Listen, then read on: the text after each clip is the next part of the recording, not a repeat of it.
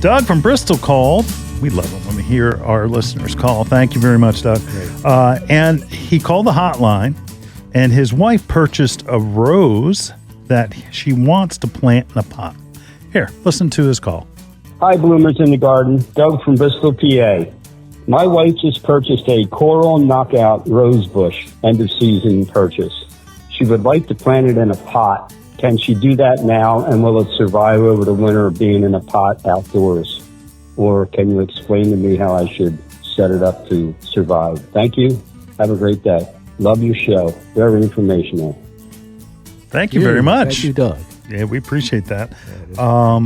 Hey, it's not too hard, especially since it's a knockout rose, type of shrub rose, and the coral knockout. Very pretty. Very pretty. Coral knockout, you can get an idea. It's like that pinkish, it's like a pinkish color, but planting it so that it stays in a pot.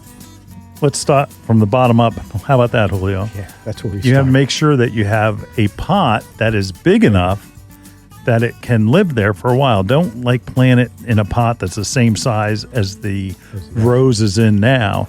You've got to give at least 2, 3, 4 inches wider on each side and give it some room to grow down in. So that's going to be a pretty big pot. My guess is, well, I'm not sure where he bought it. So usually they come in 2 and 3 gallon sizes, and those are actually pretty big, because they're meant to grow in the ground. Yeah. But you really have no issues. You see that pot that is in today? It's always been in a pot. It's never been in the ground. And that whether it's going over the winter or started as a little baby, it just progressively gets into a larger and larger pot. So here's what you need to do. 1, get the pot that's big enough, but ask where you get it, and preferably at your local garden center. Ask them if it's fired at a high temperature so that it is a frost resistant pot. That's very important. Otherwise, that it will freeze outside, the soil will expand, and it'll crack that pot, and you'll be replacing it. It all has to do with the firing temperature. Like when we buy pottery at Bloomers, we go and we check to see, it's like, okay, is this a pot that is frost resistant? Is it, if it's if the temperature range it's fired at a very high temperature? Because some of these places where we get pottery, it's sometimes in Mexico, we get pottery in Mexico, we get pottery in Vietnam, we get it in China, we even get some domestic pottery. But the issue is like in Mexico, they'll use actually wood-fired kilns to make the pottery, and that just doesn't get hot enough to make it so that it cures at a temperature that will be frost resistant. We don't get much of it. And a lot of times we'll put any frost sensitive pottery that'll be for indoor plants. And you just have to find that out, and it's important to know. Yes, you could use plastic, but that's still subject to expanding and splitting. So you just got to be aware that do something, check that out first. So it's all about the pot. But then you want to put in fresh soil. I've got an issue. I have to replace all my soil in all my pots this year. And that you want to use fresh soil, and you want to use a good potting blend. Anything that has been from coast of Maine or something along. The Spoma, an excellent potting soil. Don't use the junk from the grocery store. It's like, I got it cheap. It's like, that's because it's, it's, almost dirt.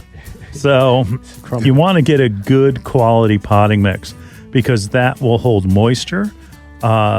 We all are going through this time of drought right now. It is unbelievable. I think we're close to a month without any substantial rain. When I was gone, it didn't rain. I took some time off recently, and I was down south. No rain. Did we get any rain when I was gone? Nope. No rain. No rain. No.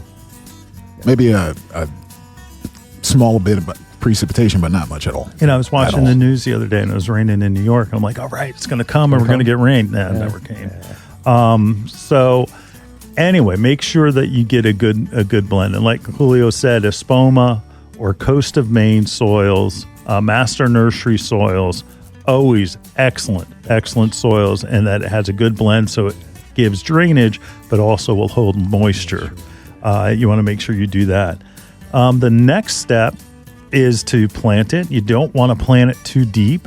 All too often, we see issues where plants are planted below the soil line, and some people think that, oh, that's a good idea. It's going to grow and it'll grow, and that's not it. What happens is that it will take around where the plant is coming out of the existing soil ball, and it'll rot that basically the stems or that's coming out, and where that becomes an issue and it kills the plant, and you're always struggling trying to take care of it.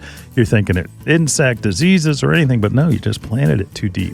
So it's a simple thing. So you want to plant it at the level of the top of the soil that it's at now, or even slightly raised, because you're going to have some settling that goes on. And my daughter called me the other day, and that we put it in her landscape, and she goes, "Do I still need to water?" It's like, you worked here. You're supposed to know this. You're going to be watering it to the point where the ground freezes solid. Once we get that ground frozen solid, then it's time to stop, because your rose is still going to put on some root growth. And it may not be enough to anchor into that new soil. That's going to happen in the spring, but it's going to be setting out some root hairs that are going to be growing, and you want that moisture to be there, because you definitely don't want it to be dried out going into the winter.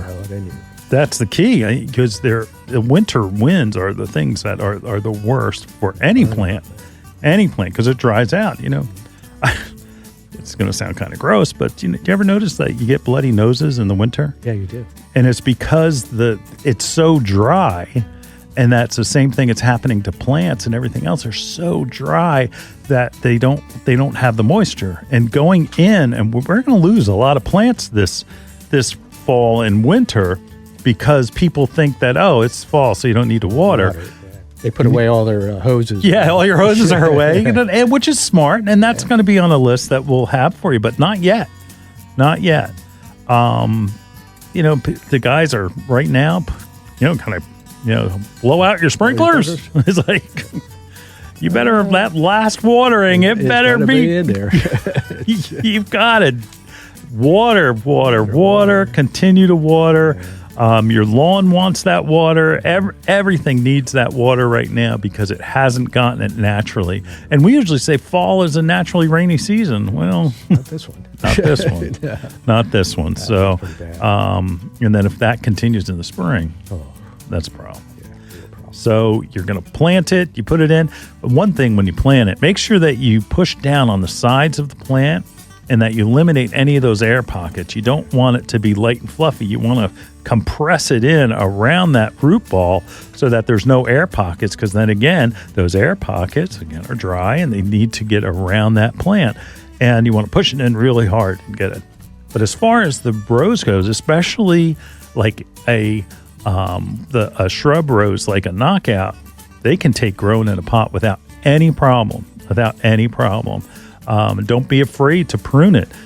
It's one of those plants, and depending on how big it is, because you don't want it to become a sail to where the top growth is so big that it rolls the pot over. Yeah. You don't want that, but you do want to let it go dormant on its own, because you want to have, like, even in your regular roses, you want them to go to rose hips where their flowers are. I've got a rose near my garbage cans. I've got the best landscape around my garbage can. But, it's beautiful. It is. Has its best flowering right now, and I'm going to let it go into rose hips and let it go dormant. And I won't prune it until we get into, say, February, March. They'll do winter pruning. So I would leave it go only if it's got issues with as far as pruning it goes. If it's going to be too big to where it's going to catch the wind, I would prune it. But honestly, that's going to be pretty rare. Would you give it some protection from the winds? If maybe it was a closer. different rose, being it's a knockout, It's okay. I think it's okay, but it might not be a bad idea to instead of if you have it on a concrete porch or patio or something like that, I would put it maybe into a landscape bed to where the bottom holes of the pot are actually getting some moisture from the ground. Make sure that pot for the winter is touching the soil, and then you can mulch up around the pot. So that's something to do. Kind of protect that. Yeah. Right, a little bit.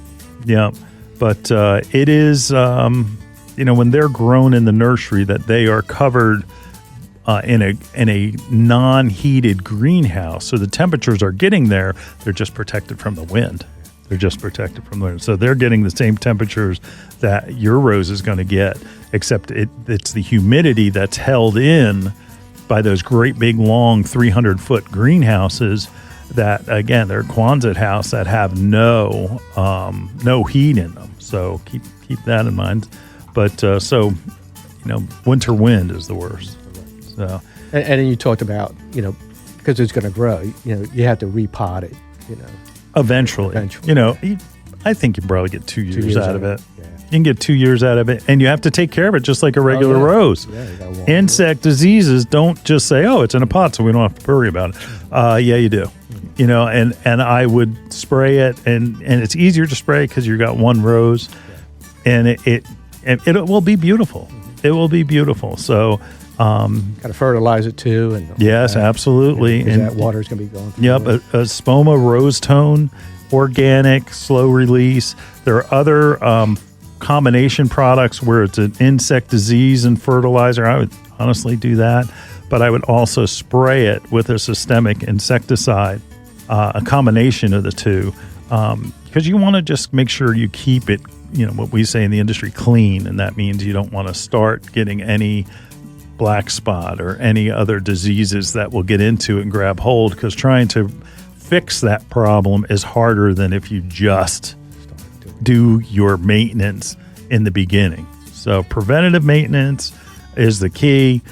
Don't let it start getting disease issues, insect issues, and then you're playing catch up all the time. Right. And then watering is critical, so you use your finger probe to find out whether or not you need the water. Yep, stick it in. It's moist in the first couple inches. You let it go, and then it's going to need more water than your roses in the ground. So it's just going to be like a potted combo pot or anything else. You're going to need to water it right. Keep an eye on it.